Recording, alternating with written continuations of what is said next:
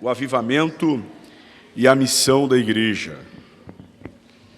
Nosso textuário: e disse-lhes: ide por todo o mundo, pregai o evangelho a toda criatura. Quem crer e for batizado será salvo, mas quem não crer será condenado. Marcos 16, 15 e 16. Nossa verdade prática diz que neste tempo, marcado pela falta de fé, a igreja só pode cumprir a sua missão se estiver imersa no avivamento espiritual. Eu convido os meus amados para nós fazermos a leitura bíblica juntos em Marcos. Vamos fazer uma leitura alternada. Eu leio o primeiro versículo, os irmãos leem o seguinte, e nós vamos até o versículo de número 20. Amém, irmãos? Então, versículo 14, eu inicio. Finalmente apareceu aos 11, estando eles assentados juntamente, e lançou-lhes em rosto a sua incredulidade e dureza de coração, por não haverem crido no que o tinham visto já ressuscitado. E disse-lhes: ide por todo o mundo, pregai o evangelho a toda criatura. Quem crer e for batizado será salvo, mas quem não crer será condenado. E estes sinais seguirão aos que crerem. Em meu nome expulsarão demônios, falarão novas línguas. Pegarão nas serpentes, e se beberem alguma coisa mortífera, não lhe fará dano algum. E imporão as mãos sobre os enfermos e os curarão. Ora, o Senhor, depois de lhes ter falado, foi recebido no céu e assentou-se à direita de Deus. Vamos ler todos juntos o 20? E eles, tendo partido, pregaram por todas as partes, cooperando com eles o Senhor e confirmando a palavra com os sinais que se seguiram. Amém. Amém. Os irmãos podem sentar, nós já oramos. Glória a Deus.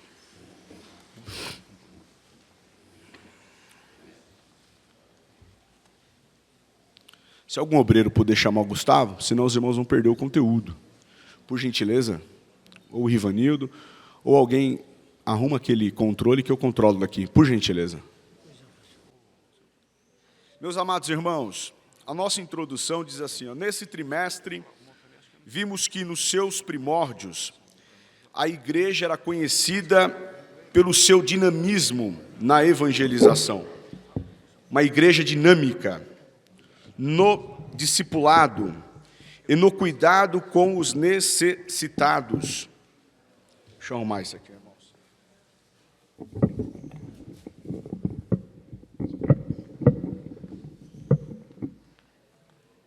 Ficou bom. Obrigado. Tá ótimo. Excelente. Como resultado do grande avivamento produzido pelo Espírito Santo, depois que foram revestidos do poder, os discípulos nunca mais foram os mesmos, nunca mais. Depois que o Espírito veio sobre eles, eles nunca mais foram as mesmas pessoas. Eles receberam mais poder para cumprir o mandato de Jesus.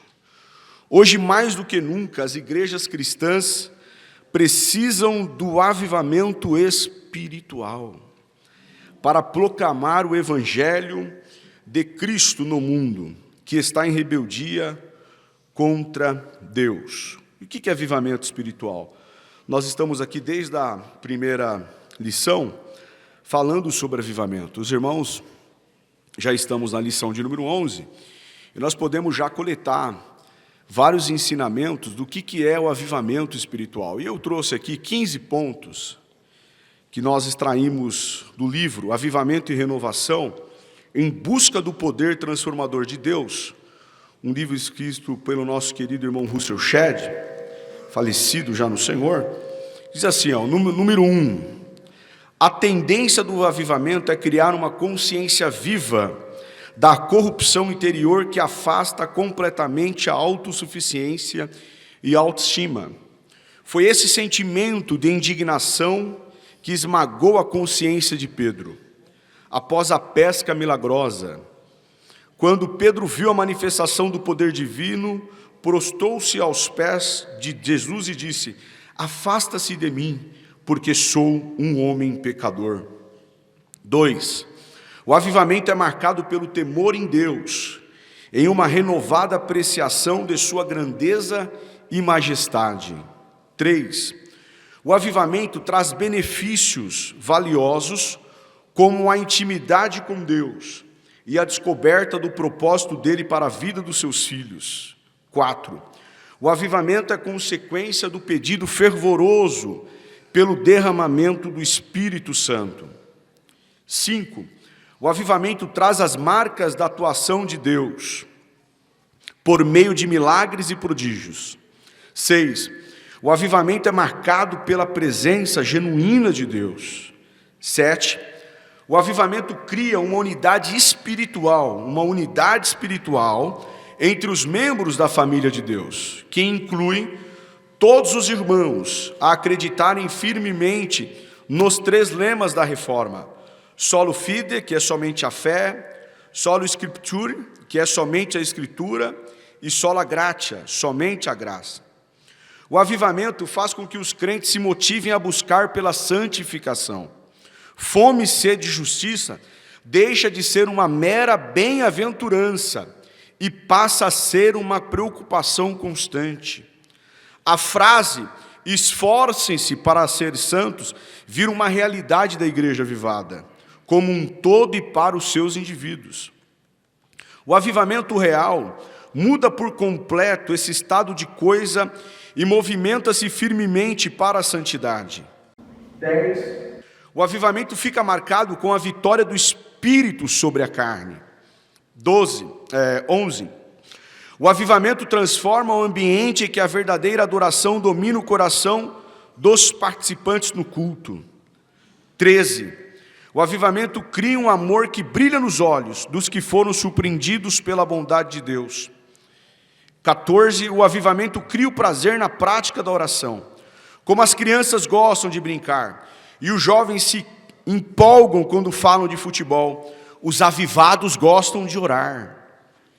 E por final, o avivamento ateia fogo no coração dos arautos do rei. Fervor e zelo quebram os corações empernidos. Eles se deixam levar pela palavra do Senhor e não se contentam em ficar só para si as novas de salvação. Eles querem pregar para todos. Amém, irmãos? Eu trouxe aqui essa abertura para nós relembrarmos e jogarmos aqui insights do que é o avivamento.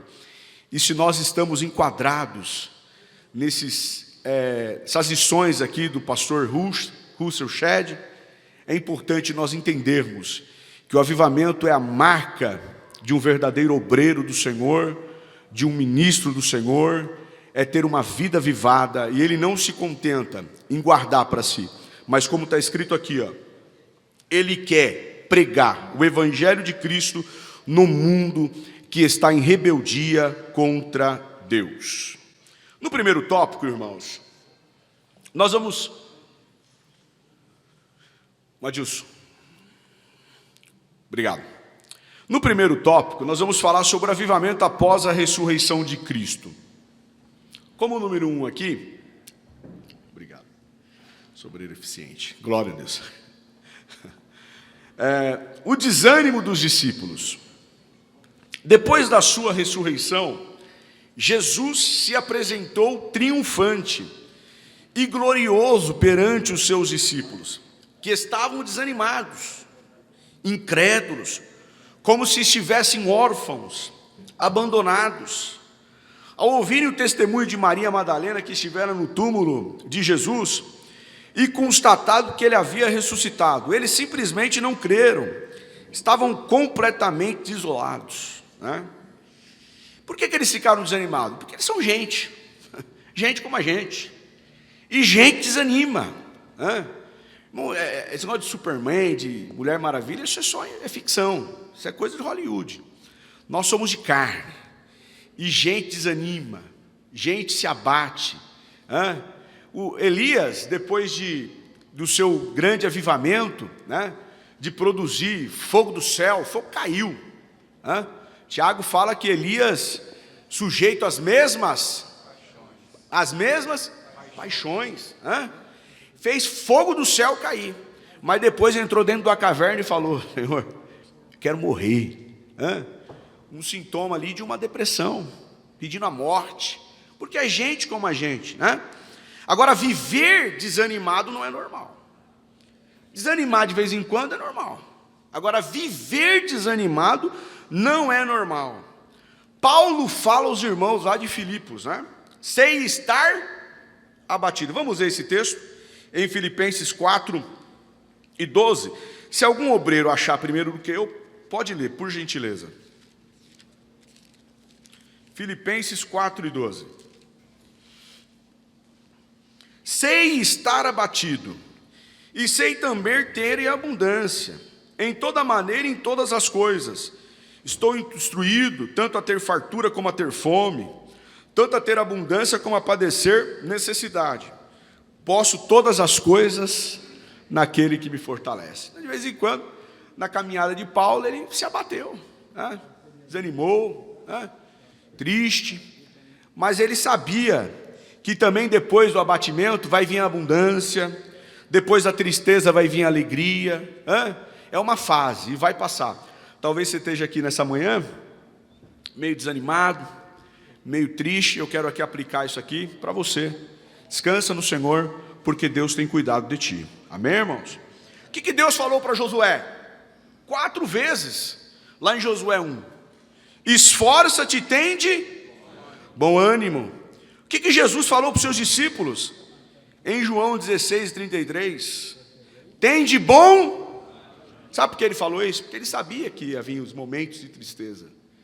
Ele sabia que ia vir os momentos de amargura, os momentos que a carga ia pesar, o momento que parece que você ia se sentir só, ia se sentir sozinho. É por isso que ele disse assim: olha, tende bom ânimo. Mas aqui o Senhor tocou no meu coração, e eu quero trazer aqui um versículo para os meus irmãos. 2 versículos, aliás. Está lá em Isaías 41, vamos ver esse texto. Isaías 41, talvez você que está desanimado, a carga está pesada. Diz assim, Isaías 41:9.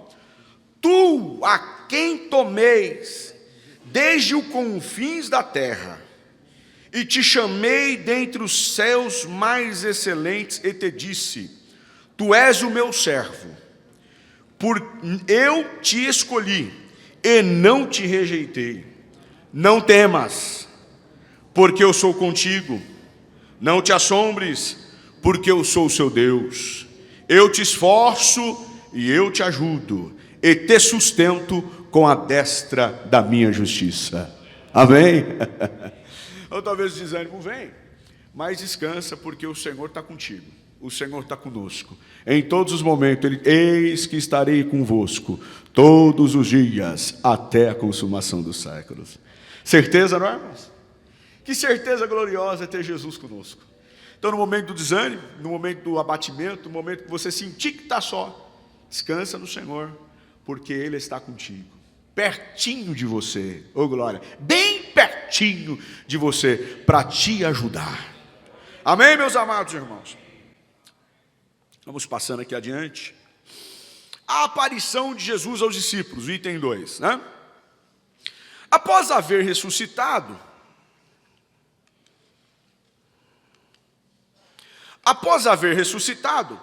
ante o clima de incredulidade que dominou a mente dos discípulos, Jesus apareceu aos 11 que estavam reunidos, e com medo dos líderes judeus, o medo, irmão, o medo é terrível, viu? Viu na pandemia, o que o medo fez? Dominou a mente. O escritor aqui, o comentarista da lição, ele coloca esse detalhe. Dominou a mente dos discípulos. E nós devemos cuidado, irmãos, porque assim como a fé chega em nós, a dúvida também chega em nós. Então nós devemos ter cuidado com o que nós alimentamos a nossa mente. Com o que o obreiro, o pastor, alimenta a sua mente? Toma cuidado. Porque da mesma forma que a fé chega, a coragem, o ânimo, a graça, o desânimo também chega, o medo também chega, O pânico também chega. A pandemia. A pandemia nós passamos. Você podia fazer tudo menos espirrar. Até hoje, né? Quando alguém espirra, você já olha meio desconfiado. Para lá, Covid. Misericórdia. As pessoas, às vezes, na época da quarentena, mudavam de calçada. Mudava de calçada. Sabia a direita, ia para a esquerda. Com medo. Então, cuidado com o que você alimenta a sua mente. Pois nós podemos ser vítimas dos nossos pensamentos. O que diz aí em Filipenses 4:8? Vamos ler? Se você achar primeiro aí, pode ler, querido. Tem obreiro que é bom aí no manejo, pode ler. Diz lá: quanto ao mais, irmãos, tudo que é verdadeiro, tudo que é honesto, tudo que é justo, tudo que é puro, tudo que é amável, tudo que é de boa fama, se há alguma virtude e se há algum louvor, nisso pensai. Ocupa a mente, irmão, com isso aqui. Ocupa a mente com o que é honesto, verdadeiro, justo, puro. Irmão, sai fora, porque, irmão, o mundo só tem mazela. Fica lá vendo aqueles programas lá. Como que é aqueles programas lá na TV lá, o da Atena? Irmão, aquilo ali, misericórdia, irmão. Fica assistindo aquilo ali, depois tem medo de sair na calçada de casa e ver uma bala perdida. Desliga aquilo ali, irmão. Aquilo não é para nós, não. Não. Se ocupe com coisa boa. Se ocupe com a palavra do Senhor. Em Colossenses fala assim: habite ricamente a palavra de Deus em vós. Habite em vós o que é puro, o que é santo, o que é amável, o que é justo. E se há algum louvor, nisto pensai. Salmo 1:2 diz o quê? Antes tem na lei do Senhor. E medita só de manhã. É de noite. É de manhã medita. É à tarde medita. É à noite medita. Oh glória, aleluia. E aí, meu irmão, o pânico, tudo isso daí não tem lugar. Não tem. Porque você medita aqui. Quando vem a seta, você está tranquilo, você está guardado em Deus. Está protegido no Senhor, sua mente está brindada no Senhor. Então cuidado com isso daí. Mais uma aplicação aqui, ó. Deus não nos deu um espírito de temor, mas de fortaleza. Jesus lhe disse: paz seja convosco. Eles pensavam que via algum espírito, até que Jesus mostrou as mãos e os pés perfurados, né? Mesmo assim eles não creram que era Cristo. Como que pode, né, irmãos? Que incredulidade. Sou eu, olha aqui minhas mãos. Não creio não é você não. Não, mas olha aqui. Não. Nem todo mundo vai estar na mesma sintonia, irmãos. Nem todo mundo. Lembra lá em João 11?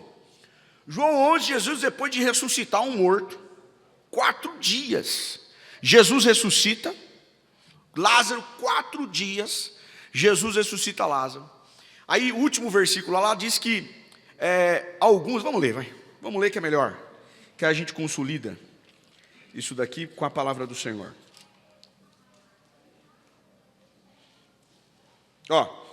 Vamos ler o 43, 11:43.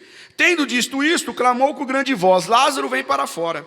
E o defunto saiu, tendo as mãos e os pés ligados com faixas, e o seu rosto envolto no lenço. Disse-lhe Jesus: desligai e deixa ir. Aí a última aqui, desse compêndio aqui, muitos, pois, dentre os judeus que tinham visto a Maria, o que tinham visto que Jesus fizeram, creram nele. Mas aí é o que diz, mas alguns, a continuação deles, foram ter com os fariseus, disseram que Jesus tinha feito, e os principais dos fariseus formaram conselho: que faremos? Porque o homem faz muitos sinais. Se deixarmos assim, todos crerão. Que coisa! Em vez de todos eles glorificarem a Deus, alguns glorificaram, e outros foram: olha, rapaz, se vocês deixarem Jesus do jeito que está aí, ele vai acabar com... Irmãos, nem todo mundo está na mesma sintonia, irmãos. Nem todo mundo. Aí Jesus está batizando, está sacudindo, está salvando, está uma grande obra. Meu irmão, continue buscando a Deus, continue clamando a Deus, pedindo misericórdia, porque nem todo mundo está na mesma sintonia. Cuidado. Irmão, sobre o temor, olha o que diz João Wesley: tenho demasiado temor a Deus. Sobre o medo dos homens, medo das coisas, né? Olha o que diz ele: tenho demasiado temor a Deus para recear dos homens.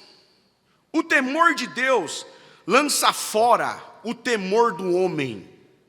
Jesus disse: não temas, crê somente. Marcos 5,36. Literalmente, Jesus disse: não tenhas medo, não tenhas fobia, tenha fé. O oposto do medo não é coragem. Segundo essa explicação de John Wesley e esse texto aqui em Marcos 5,36, o oposto do medo é fé. Glória a Deus. Os irmãos pegaram? Amém? O oposto do medo, irmãos, é ter fé. Quando o negócio apertar, tenha fé, o Senhor Jesus está contigo. Aleluia. Quando as ondas, irmãos, levantarem, não fica com medo, tenha fé. O Senhor que tem poder sobre a natureza está no barco. Se o Senhor está no barco, o barco não vai afundar. Tenha fé. Aleluia. Basta uma palavra e vai vir bonança, o nome do Senhor será glorificado. Aleluia. Aleluia. Aleluia. Aleluia. O avivamento após a ressurreição. Depois da ressurreição, estamos no item 3. Depois da ressurreição, Jesus deu aos discípulos o mandato da grande comissão. E disse-lhes: ide por todo o mundo, pregai o evangelho a toda criatura. Quem crer e for batizado será salvo, mas quem não crer será condenado. Naquela ocasião, Jesus prometeu que sinais e milagres autenticariam o seu ministério. E esses sinais estão à disposição a todos os que? Vamos falar assim: Jesus está fazendo mais milagre. Para quem não crê, Jesus não faz mesmo.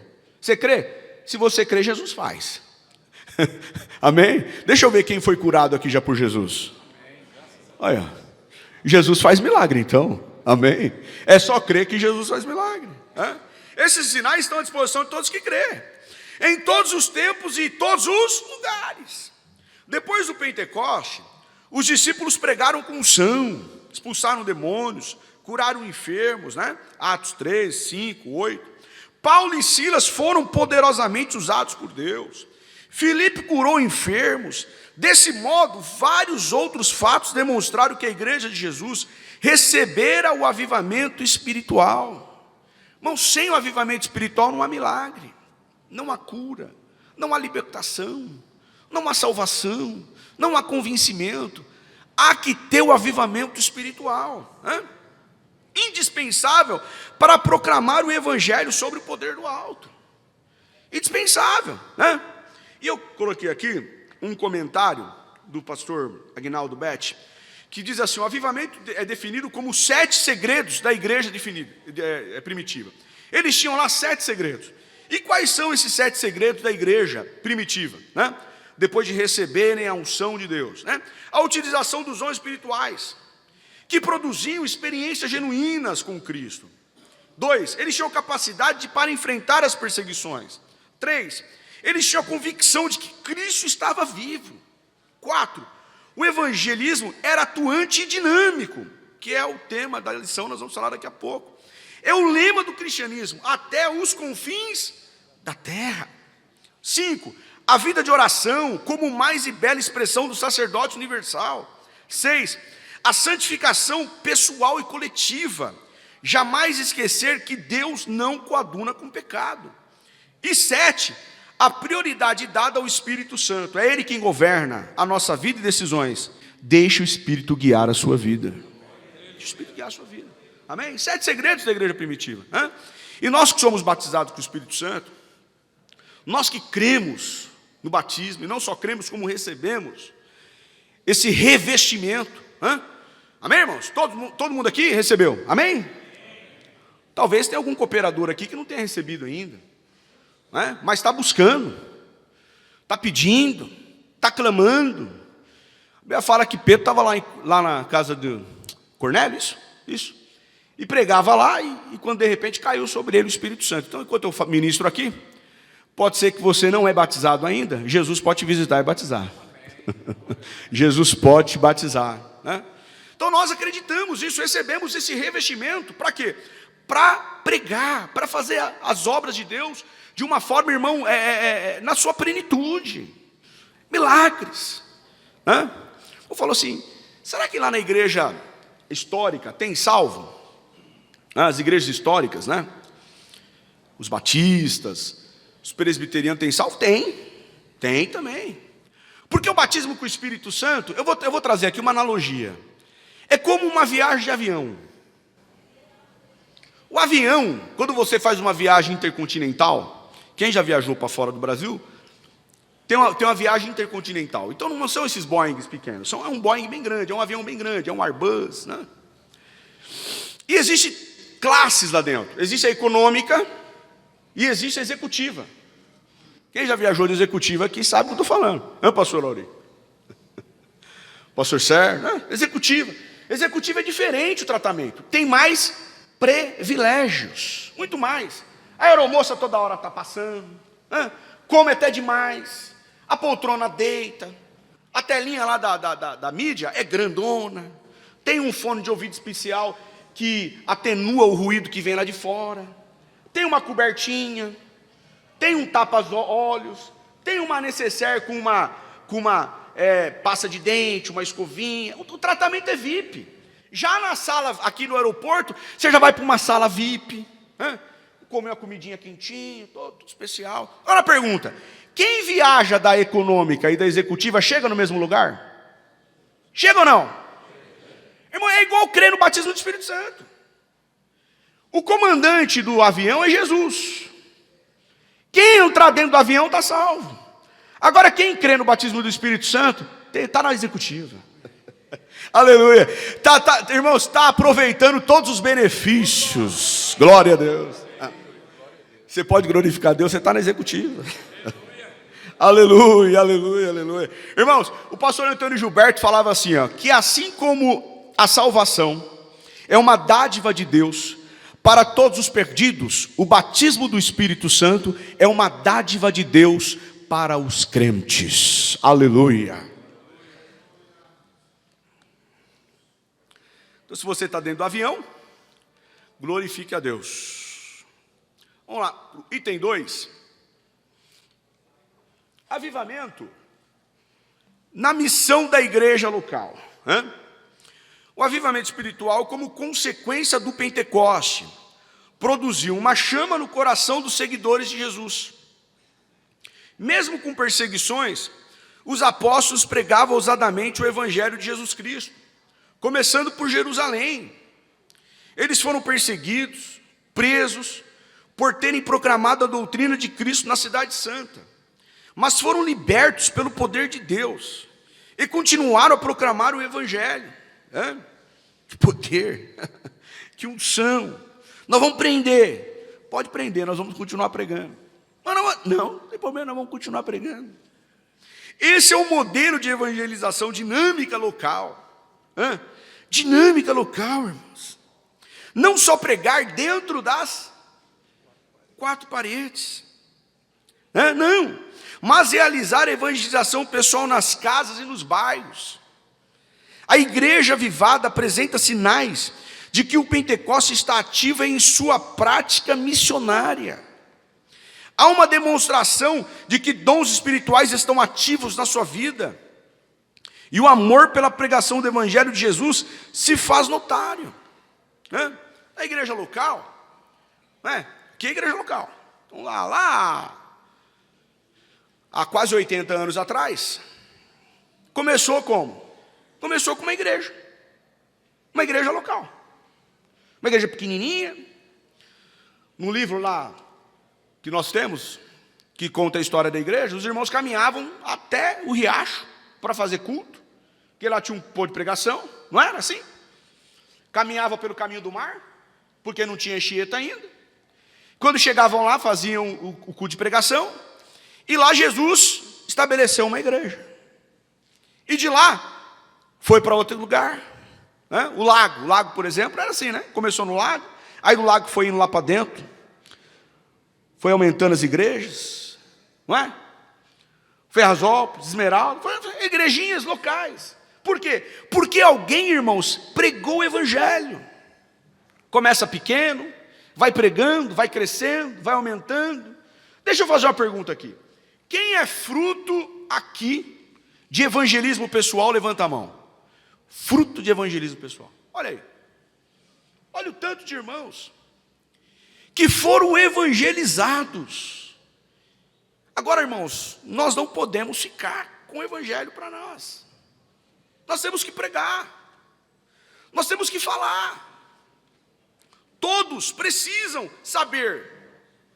E você precisa falar. Todos precisam saber. E você precisa falar. Eu trouxe uma expressão aqui do livro Evangelismo por Fogo, de Reinhard Bonk, um grande evangelista alemão, com suas grandes cruzadas. Quem já leu esse livro aqui, né, sabe o que eu estou falando, um livro muito bom para ler, eu indico. Ele fala que não pregar o evangelho significa que estamos escondendo o remédio do paciente. Coisa. É você ter a cura para uma enfermidade e você guardar contigo. Nós não podemos guardar, nós temos que pregar. Paulo disse que nós somos uma carta aberta, e o evangelho começa primeiro sendo pregado por sua vida. Carta aberta, 2 Coríntios 3:2.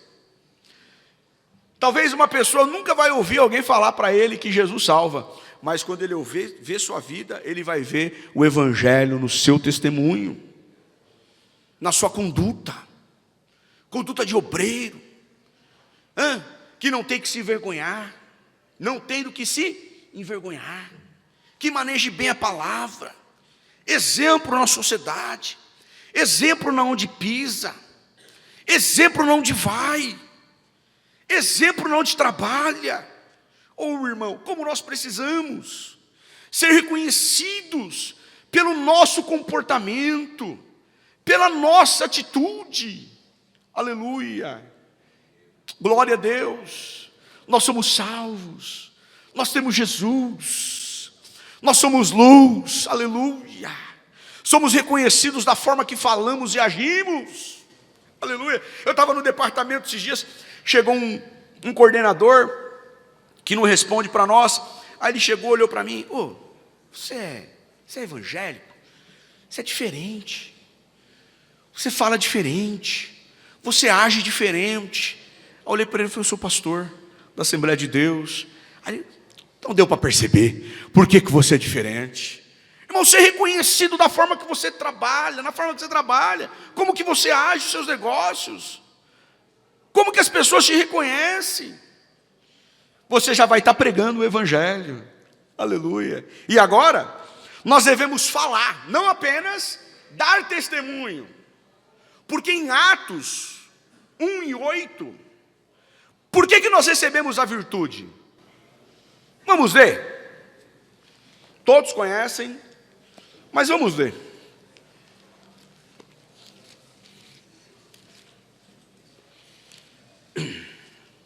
Atos 1:8. Um obreiro, lê aí, que achou, lê.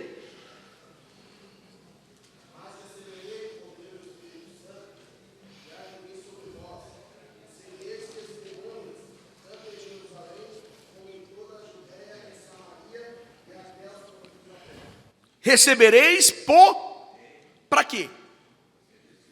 Para testemunhar. Nós recebemos virtude e poder para testemunhar. E testemunhar o quê? Testemunhar autentica o que viu. Testemunhar fala o que viu.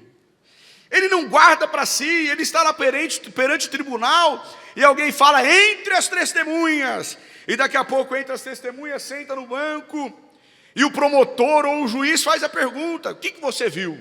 Fala, seja fiel. Coloca a mão sobre a Bíblia, né? Professa lá sobre a Constituição.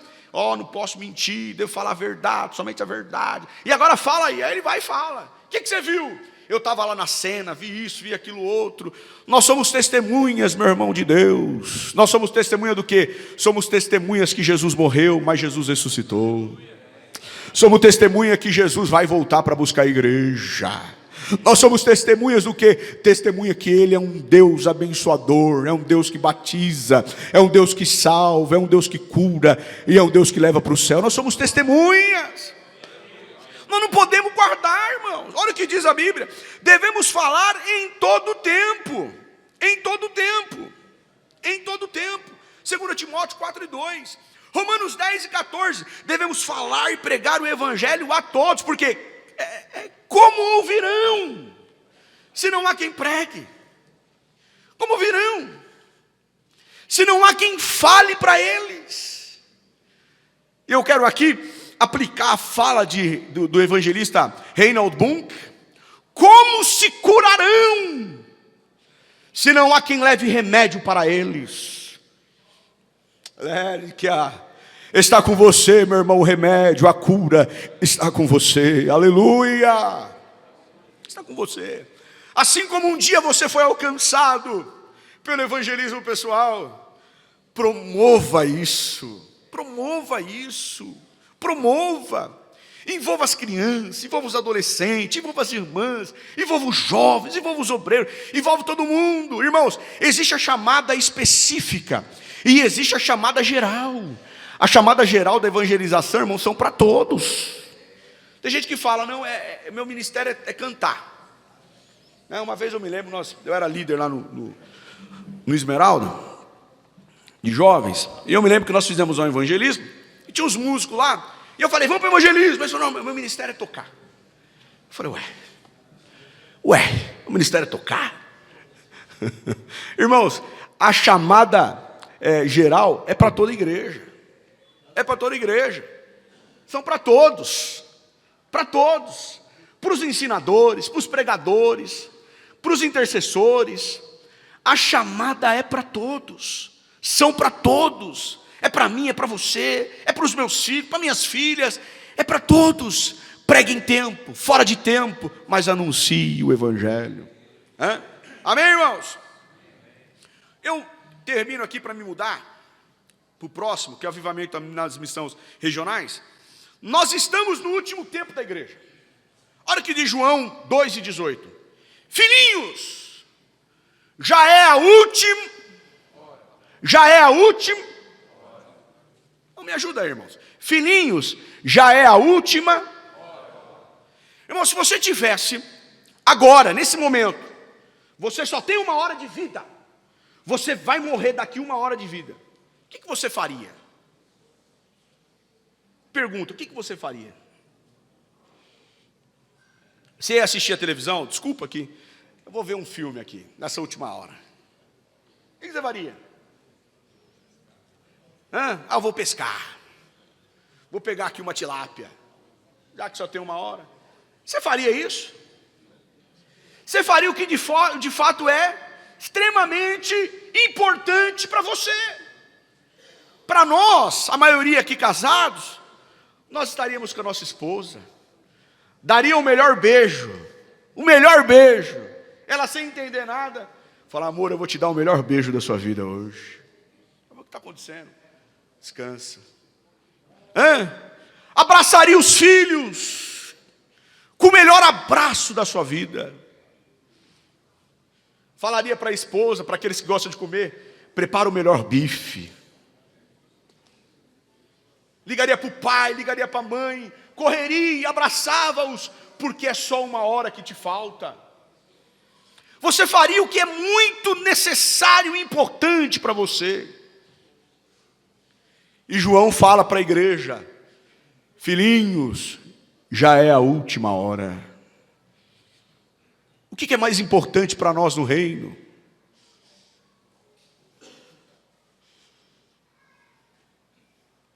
O que é mais importante para mim no reino? Ele falou há 1900 anos atrás. Se talvez ele escrevesse hoje, já não seria a última hora. Ele escreveria, filhinhos, já estamos nos últimos minutos da última hora. A missão é urgente. A missão é prioritária. Xarocomandácia. não é para amanhã. Não terceirize, não quarteirize aquilo que Deus entregou para você. Lamanderia. É agora, é já. Aleluia. É agora, é já. Aleluia. Saia distribuindo o remédio que Deus te deu. Aleluia, as boas novas de salvação. Saia distribuindo, vai distribuindo. Na onde você passar, vai distribuindo. Aleluia.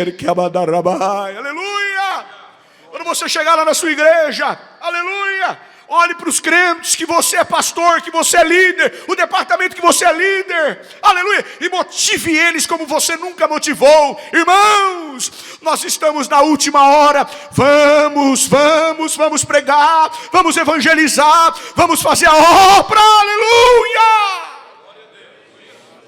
Irá, xerico, midérica, alacio e que me dará. Aleluia! É a última hora. É a última hora.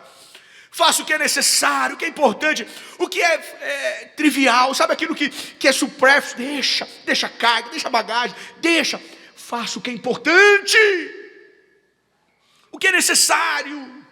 Promove eventos evangelísticos, cultos evangelísticos, culto do amigo, culto da centésima ovelha, culto do vizinho, culto do mais próximo, culto do irmão, culto da família. Promove eventos evangelísticos e pregue a palavra, porque o Espírito Santo quer convencer os pecadores, mas tem que ter pecador na igreja. Se tiver pecador, ele convence. Aleluia! Erecia, aquia, choribidéria. Aleluia! O avivamento nas missões regionais. Podemos dizer que a missão regional é aquela realizada em local mais distante do centro de ação inicial. Inclusive a nossa igreja tem, né? No estado brasileiro, há diversos municípios ou cidades do interior. São as nossas Judeias e Samarias a serem alcançadas pelo trabalho de evangelização. Depois de impactar Jerusalém com a mensagem do Evangelho, os discípulos a levaram a muitos outros lugares, né? Nós temos lá em Souza, né? E lá em Souza nós temos o missionário Valdinei, que está num sítio, né? Como chama lá o sítio? Alguém me ajuda? Santa Helena, está lá em Santa Helena, um sítio, um vilarejo. É aqui, as missões regionais, que no passado também, né? Por exemplo, Guaxupé não começou grande, começou pequeno, e depois foi crescendo. Mococa, São Sebastião, e assim foi, as missões regionais. Começou aqui com a igreja sede, e foi ampliando. Glória a Deus por isso. As missões regionais atual, né? Missões regionais atualmente, esperamos que Deus, nos dias de hoje, esperamos que Deus desperte a igreja local em centros metropolitanos, em cidades de porte médio, em municípios de pequeno porte, para evangelizarem, cumprindo a grande comissão de Jesus. Que isso aconteça sem que seja necessário haver, isso aqui é forte, que isso aconteça sem que seja necessário haver perseguições, a fim de despertarmos para a obra de Deus, né? Ora, ainda desfrutamos de liberdade constitucional para expressar nossa fé e proclamar o Evangelho a toda criatura, em todos os lugares, estados, cidades, distritos. E aqui está o nosso papel, porque talvez você não tenha uma chamada específica de ir para o campo, né? Talvez você não foi vocacionado para ser um missionário no campo, mas você pode orar. Todo mundo pode orar, amém ou não? Amém. Então ore, faça a sua parte orando. Todo mundo pode contribuir, amém ou não? Amém. Faça a sua parte contribuindo. Faça a sua parte. Então, oremos para que o Brasil seja de fato uma nação que se renda a Cristo. E nós estamos precisando. O Brasil precisa. por mais de 22 milhões de assembleanos que somos no Brasil. 22 milhões. É muito crente, né? Quase 40 milhões de evangélicos no Brasil. Nós somos 225 milhões. Significa que apenas 20% da população brasileira é salva. Tem 80% ainda que precisa ser salva. Parece muito, mas quando você olha a proporção, em percentual é pouco. Nós somos em 40 milhões. Ué, mas 40 de 20, de 225, é praticamente 20%. Então tem muita gente para ser salva ainda. Tem ou não tem, irmãos? Amém ou não, irmãos? Tem muita gente. E aqui eu quero chamar aqui para os meus irmãos, que a nossa responsabilidade vai muito mais além daquelas ovelhas que Deus te entregou. Enquanto eu preparava essa lição, o Senhor falou comigo. A igreja que Deus te entregou não são aquelas ovelhas, só aquelas ovelhas.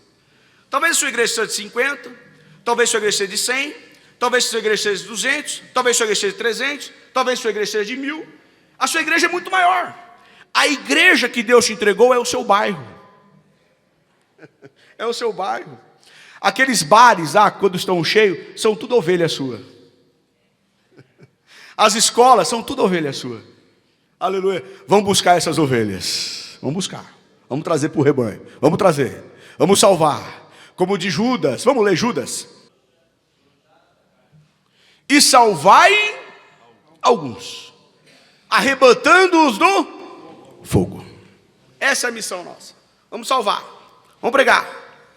Vamos salvar. Vamos pregar. Vamos salvar. Vamos pregar. Amplie. Tem a visão do mestre. O mestre, quando olhava para as multidões, ele sentia compaixão. Porque eram como ovelhas. É por isso que eu disse para vocês. Aquelas ovelhas lá, não, pastor, as ovelhas só quando se desviaram. Não, senhor. Quando Jesus olhou as multidões, ele teve dó. Porque eram como ovelhas sem pastor. São ovelhas. E ovelhas que precisam ser buscadas, ganhadas, arrebanhadas para o redil. Amém, irmãos? Hein? Amém, irmãos? Eu convido você, estou já caminhando para o final, convido você a cantar um pedacinho do hino, um pedacinho só. Sim, eu amo a mensagem da cruz, até morrer eu a vou proclamar. Não, agora vamos começar de novo. Vocês perceberam qual que é? Agora vamos de novo. Forte. Vamos lá. Sim, eu amo a mensagem da cruz, até morrer eu a vou proclamar. Levarei eu também minha cruz, até por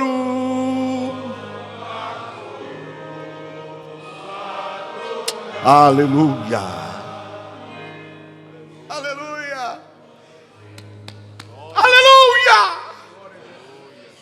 Eu amo a mensagem, e enquanto eu viver eu vou proclamar. Eu vou proclamar, xarabácia. Enquanto eu viver, eu vou proclamar, aleluia, aleluia. Ergue-ácia, ergui-me, xerque-ao-iba. Aleluia. A igreja tem 3 missões, e nós não podemos, porque se nós falharmos em uma missão, nós estamos falhando como igreja. Nós temos 3. A primeira missão da igreja é a diaconia, que é ligada ao serviço ao próximo, que é ligada à edificação, é servir. A igreja tem um trabalho específico e espetacular de diaconia. Tem as irmãs da círculo de oração, da assistência social, que faz o trabalho de diaconia, de servir, de estender o braço, a mão para o pobre, para o necessitado, a cesta básica, O remédio, a receita é o trabalho de diaconia. É um trabalho espetacular, serviço, né? Não podemos, obviamente, confundir o papel da igreja e o papel do Estado. Nós não podemos confundir. O Estado tem um papel, a igreja tem outro papel. Mas a igreja contribui muito. Contribui muito. Quantas famílias são assistidas pela assistência social da igreja, pelos departamentos da igreja, né? O trabalho de diaconia. A outra missão da igreja é a missão koinonia, que é a comunhão, que é a participação na atividade divina e humana. É a comunhão. Nós estamos aqui nessa manhã como? Em comunhão. Faz o papel da igreja. É a edificação dos santos, um edificando o outro, e por Cristo sendo edificado até o dia do Senhor. Esse é o nosso trabalho. Trabalho de edificação, os cultos de oração, os congressos, os avivamentos, é trabalho de koinonia. Mas existe um terceiro aspecto. Qual que é o terceiro aspecto? A querigma. O que é o querigma? É a proclamação. Eu não posso, por exemplo, focar só em diaconia. Eu não posso apenas focar em koinonia. E eu também não posso focar em querigma. Porque se eu foco só em querigma, na medida que eu ganho, eu perco. Eu preciso focar nos três.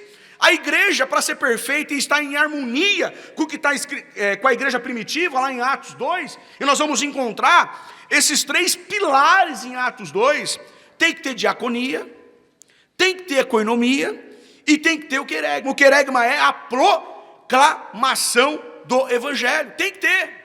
Eu preciso pregar. Eu não posso só focar, tem que ter umas que só focam na assistência. Tem umas que só focam na comunhão.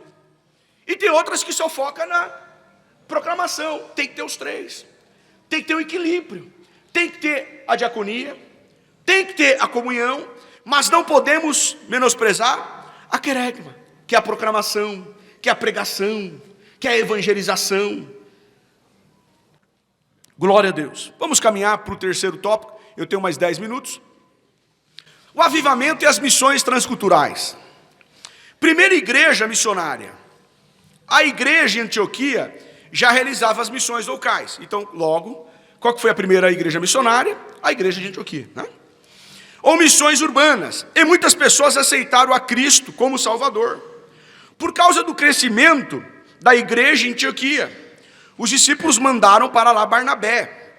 Aquela igreja tornou-se a primeira igreja missionária. Barnabé e Saulo foram os primeiros missionários, enviados para as missões transculturais. Eu quero ler esse texto.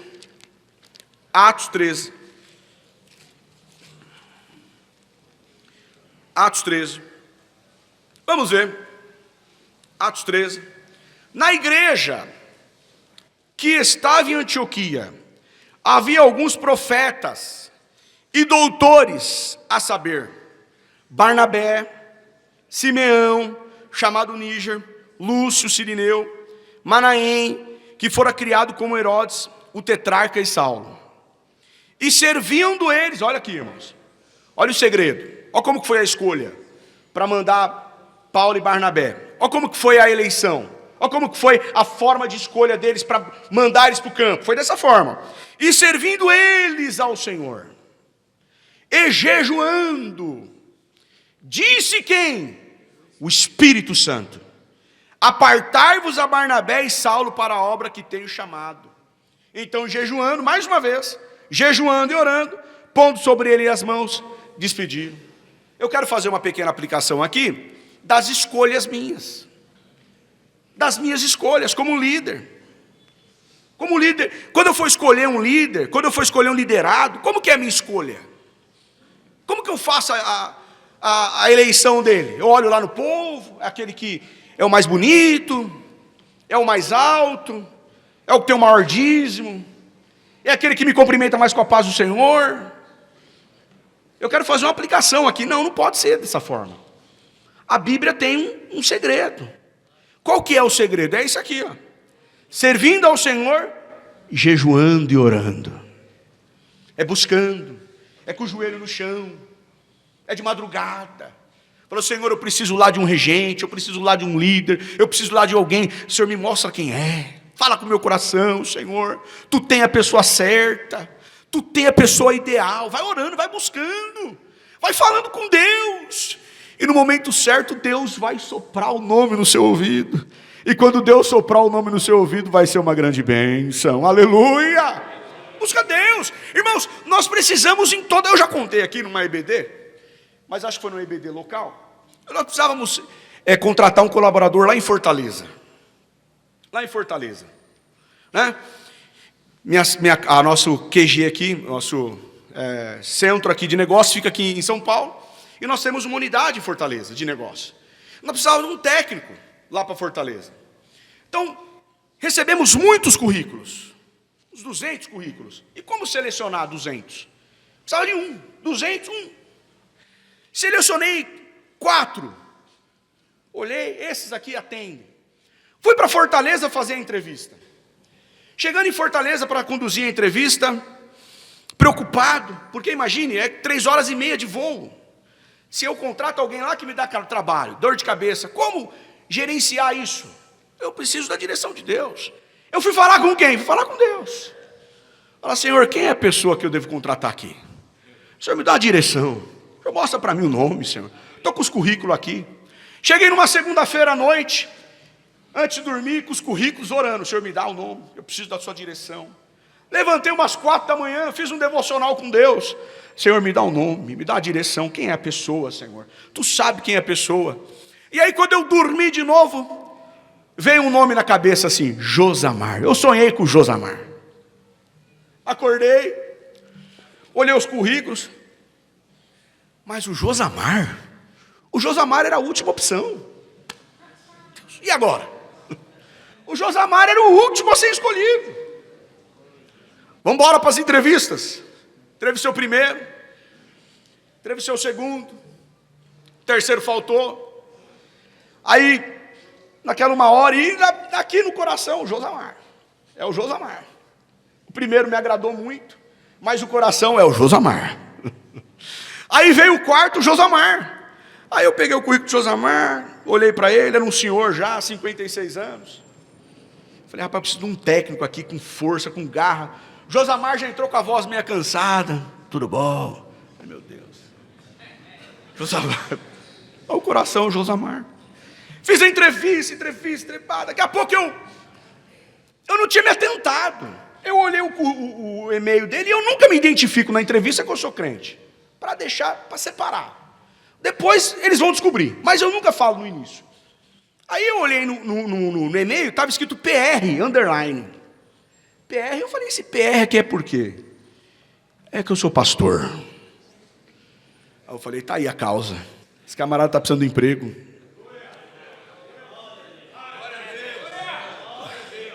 Quem que eu contratei? O Josamar. Foi o melhor técnico que nós tivemos. O melhor. Na minha visão, seria o último. Mas na visão de Deus, é ele, é o melhor. Aleluia! Deus fez da forma dele, porque o Josamar, depois de alguns meses, teve um AVC bem leve, um AVC, bem levezinho. A esposa dele me ligou, falou, Alessandro, o Josamar está internado, está aqui na UPA, e o que a gente faz? Eu bati na hora o telefone para o CEO da empresa, falei, somos funcionários em Fortaleza, ele se acidentou, ele teve um AVC, e o convênio dele ainda não foi liberado. Aí o chefe falou o seguinte, tira ele da UPA, coloque ele no hospital particular, e tudo que ele gastar, a empresa vai pagar. É Deus abençoando o Josamar. Aleluia. Meu irmão, o melhor colaborador, o mais abençoado, meu irmão, deixa Deus guiar as suas decisões. Não, você vai errar. A probabilidade de você errar é muito grande. Irmão, Samuel era experiente, irmão. Samuel tinha bagagem, tinha conhecimento. Samuel ouvia Deus falar. Quando bateu o olho em Eliabe, ele falou, está aqui o rei. Está aqui. Aí não é esse não. Aí ele olhou Samar, também não é esse não. Meu irmão, nós vamos ser enganados pelos nossos olhos. Deixa Deus controlar o seu coração, a sua vida. Aleluia! Meus irmãos, olha aí, o panorama da igreja.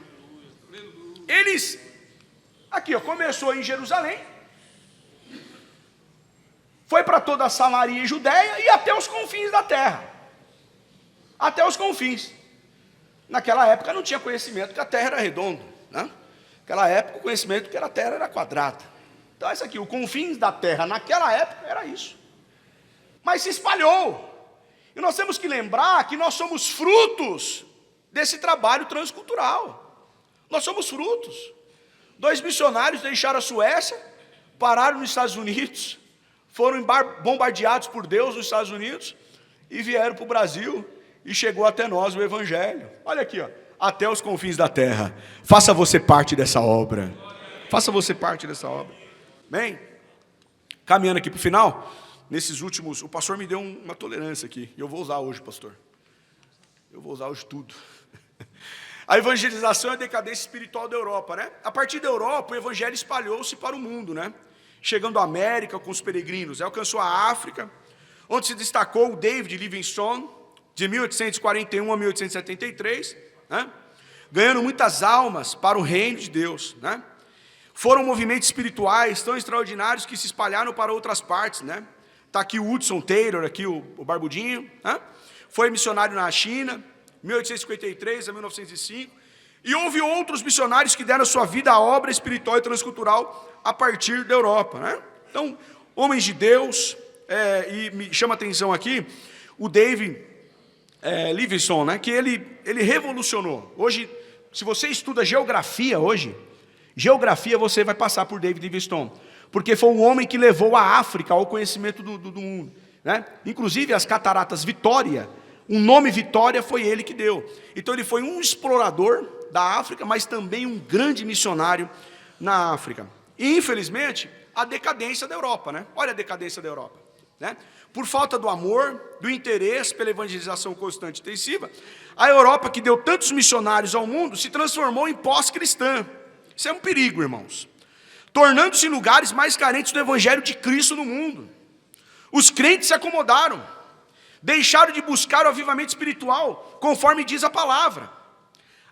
Há países no velho continente que nem 5% das pessoas frequentam qualquer igreja. Eu já estive em algumas oportunidades, Deus seja louvado por isso, na Europa, e você caminha ruas e mais ruas e mais ruas, você não vê uma igreja. Uma igreja. Você caminha na França, ruas, quarteirões e mais quarteirões, nenhuma igreja. Nenhuma igreja. Nenhuma igreja, umazinha sequer. Londres, nenhuma igreja. Alemanha, nenhuma igreja. Você caminha e as igrejas que tem lá são igrejas formadas por brasileiros, que pregam no idioma português, que acaba não evangelizando os nativos, porque os nativos não falam português. São igrejas. Uma vez eu estava em Paris, e eu me recordo que eu passei perto da Torre Eiffel, eu escutei um barulho, um batuque, e quando você escuta um batuque, você fala, deve ter brasileiro no meio.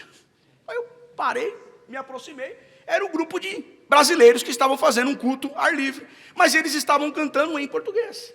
O português não serve, tem que ser o francês, porque a comunidade portuguesa nesses países são muito grandes. Então é necessário ter? É necessário ter as igrejas portuguesas, obviamente, para atender os crentes do Brasil que estão lá. Mas o povo nativo não é atendido. Então é importante que nós oremos pela Europa, para que Deus traga um avivamento na Europa, irmãos. E eu quero aqui, dá uma olhada, as igrejas estão se fechando e se transformando em palcos de shows, em discotecas. Essa igreja virou um parque de skate, dentro da igreja. Esta igreja na Escócia virou uma discoteca, na Espanha, não mudou, desculpa. Irmão, me ajuda aí que está tribulado aqui. Isso. A igreja virou uma discoteca, um bar. Esta igreja, a próxima, 2 igrejas, essa daqui, deixa eu apontar aqui com o laser. Essa daqui, em Bruxelas, na Antuérpia, Bélgica, virou um restaurante. Essa daqui, em Maastricht, na Holanda, virou uma livraria. As igrejas fechando, porque não tem crente, porque não tem fiéis. Ore pela Europa. Quem vai orar pela Europa, irmãos? Deixa eu ver. Amém, glória a Deus. Clamor pelo avivamento espiritual, nesses últimos minutos. A missão transcultural são as atividades missionárias que cumprem a última etapa da missão da igreja, até aos confins da terra. Elas concretizam o ide imperativo de Jesus, que ordenou os seus discípulos a irem por todo o mundo e pregarem o evangelho a toda criatura. Esse objetivo missionário só pode ser alcançado se houver um avivamento espiritual em todas as igrejas, e aqui a começar pelos pastores, por mim, líderes, dirigentes, tem que começar por mim. Eu preciso me avivar, eu preciso, irmão, se eu correr, os meus liderados vão andar, se eu andar, os meus liderados vão sentar, se eu sentar, os liderados vão deitar, se eu deitar, os liderados vão dormir, e se eu dormir, os liderados vão morrer. Então, para eles caminhar, meu irmão, eu tenho que correr, tem que correr, tem que correr, tem que ser acelerado, tem que trabalhar, tem que dar lugar. Deus reavive a sua obra em todo mundo. Que a nossa oração nesses últimos dias seja: ouve, Senhor, a tua palavra e temi. Aviva, ó Senhor, a tua obra no meio dos anos, e nos meios dos anos a notifica. Na ira, lembra-te da tua misericórdia. Amém, meus irmãos? Que Deus os abençoe em Cristo Jesus. Graças a Deus. Eu convido os meus queridos irmãos a estarem em pé, por favor. Vamos estar orando, agradecendo ao Senhor por esta aula tão importante. Que este avivamento esteja no meu coração. Que eu esteja consciente desta responsabilidade. Que eu possa estar avivado para falar do amor de Deus. Que eu possa ter este prazer, esta alegria de falar que Jesus salva, que Jesus cura, que o Senhor Jesus batiza no Espírito Santo e que breve Ele há de voltar. Se nós estivermos conscientes desta responsabilidade, nós vamos falar com alegria a palavra do Senhor. Oremos, nosso Deus e nosso Pai, em nome de nosso Senhor e Salvador Jesus Cristo. Pai de amor, que esse ensino possa trazer um impacto na minha alma, no meu coração, Senhor. Que esta missão, meu Pai, ela possa estar, meu Pai, em mim, meu Pai. Que eu possa ter esta consciência, desta responsabilidade. Que lá fora há muitos aguardando ouvir uma palavra, ouvir uma mensagem, saber que há um Salvador pronto para perdoá-los, para resgatá-los, para, Senhor Deus, transformá-los, para trazer esperança para esta vida e também na eternidade. Senhor, que nós sejamos esse instrumento nas Tuas mãos, para proclamarmos, meu Pai, com alegria, com autoridade, a Tua palavra, Pai bendito e santo, em nome do Senhor Jesus Cristo. É assim que oramos. Amém e amém, Jesus.